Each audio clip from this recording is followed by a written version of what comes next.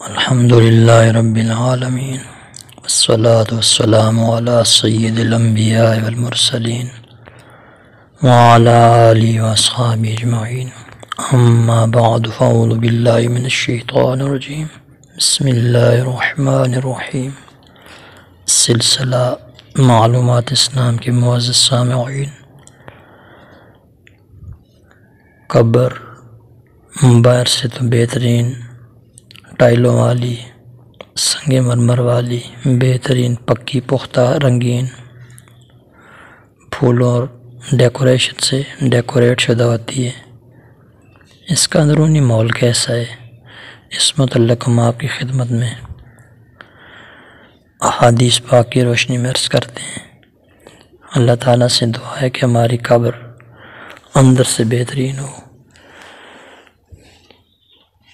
قبر یا تو جنت کے باغوں میں سے ایک باغ ہے، یا جہنم کے گڑھوں میں سے گڑھا، یا تو نورانی ہے یا کیڑوں، اندھیروں اور واشتوں سے پر ہے۔ یہی وجہ کہ صحابہ کرام بہت زیادہ رویا کرتے تھے۔ اور آخر میں ہم یہ عرض کریں گے کہ قبر کا اندرونی ماحول کن اعمال سے بہترین بنایا جاتا ہے۔ امام حاکم، ابن ماجہ، بہقی اور شرح الصدور یہ حضرت ہانی جو حضرت عثمان کے غلام ہیں ان سے روایت کرتے ہیں کہ کان عثمان اذا وقف علی قبر، حضرت عثمان رضی اللہ تعالیٰ عنہ کی عادت مبارک تھی کہ قبر پر کھڑے ہوتے جب بقا اور روتے، حتی تبل لحیتہ، یہاں تک کہ ان کی داڑھی شریف تر ہو جاتی۔ ان سے کہا جاتا کہ تذکر الجنت والنار فلا تبکی، آپ جنت اور دوزخ کا ذکر کرتے ہیں پھر آپ نہیں روتے، وتبکی من ھذا، اس سے آپ روتے ہیں، کیا وجہ ہے؟ تو آپ نے فرمایا کہ بے شک رسول اللہ صلی اللہ علیہ وسلم نے ہمیں بتایا کہ ان القبر اول منازل الآخرہ، بے شک قبر آخرت کی منازل میں سے پہلی منزل ہے۔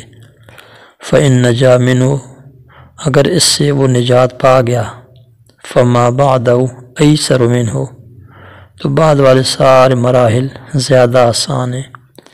وإن لم ینجو منہ، اور اگر اس میں فیل ہو گیا، نجات نہ پا سکا، فما بعدہ اشد منہ، بعد والے سارے مراحل نیز شدت والے ہیں۔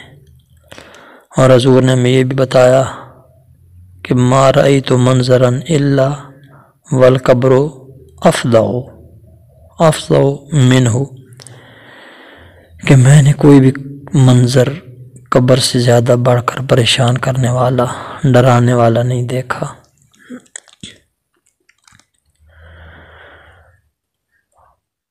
ابو سعید خدری رضی اللہ تعالیٰ عنہ روایت کرتے ہیں کہ نبی اقدس صلی اللہ تعالیٰ علیہ وسلم نے فرمایا، انما القبر، بے شک قبر، روضۃ من ریاض الجنہ او حفرۃ من حفر النار، او کما قال صلی اللہ علیہ وسلم، قبر یا تو جنت کے باغوں میں سے ایک باغ ہے یا جہنم کے گڑھوں میں سے ایک گڑھا۔ ابن عمر رضی اللہ تعالیٰ عنہ روایت کرتے ہیں کہ سرکار نے فرمایا، القبر حفرۃ من حفر النار من حفر جہنم اور روضۃ من ریاض الجنہ، قبر یا تو جہنم کے گڑھوں میں سے ایک گڑھا ہے یا جنت کے باغوں میں سے ایک باغ ہے۔ حضرت مولا علی رضی اللہ عنہ نے ایک دفعہ خطبہ دیا، اس میں آپ نے فرمایا، القبر حفرۃ من حفر النار اور روضۃ من ریاض الجنہ، قبر یا تو جہنم کے گڑھوں میں سے ایک گڑھا ہے یا جنت کے باغوں میں سے ایک باغ ہے۔ پھر آپ نے فرمایا کہ ہر روز قبر 3 بار کہتی ہے، انا بیت الدود، میں کیڑوں مکوڑوں کا گھر ہوں، انا بیت الظلمہ، میں اندھیروں کا گھر ہوں، انا بیت الوخشہ، میں وحشت اور اجنبیت کا گھر ہوں۔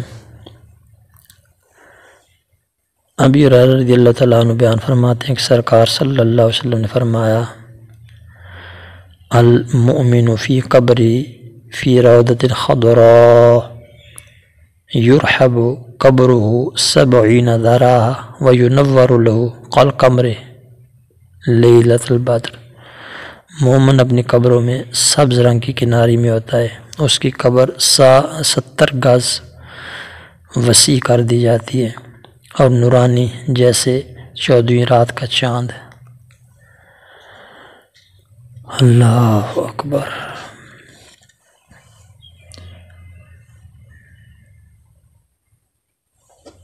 ابن ابی دنیا انہوں نے ایک حدیث مبارکہ ذکر کی، فرماتے ہیں کہ ہمیں ابی غالب نے بتایا کہ شام میں ایک نوجوان تھا، حاضر الموت، اس کی موت کا وقت ہو گیا۔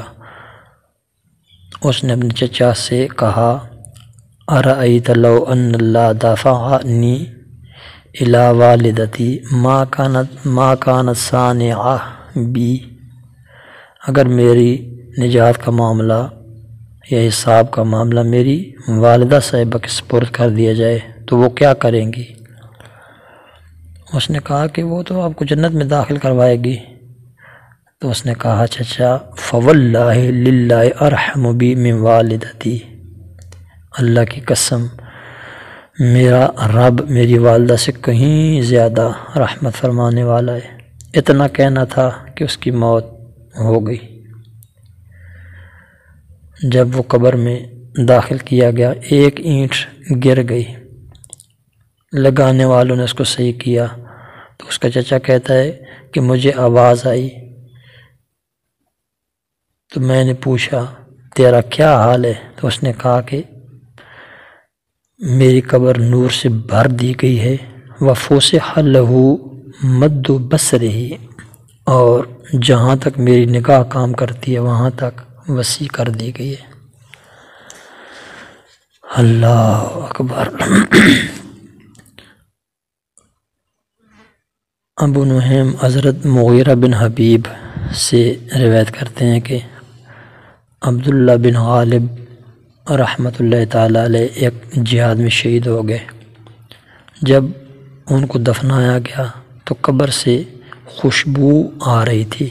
ایک شخص نے ان کو پھر بعد میں خواب میں دیکھ کر پوچھا کہ وہ خوشبو کیوں آ رہی تھی، اللہ نے آپ کے ساتھ کیا معاملہ کیا؟